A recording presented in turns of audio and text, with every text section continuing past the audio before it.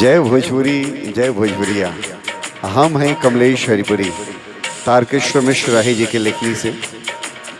सगरी मौसम के काहे बाहर कहना, सगरी मौसम के काहे बाहर कहना, छोटको कमवा के हरदम पहाड़ कहना, छोटको कमवा के हरदम पहाड़ कहला।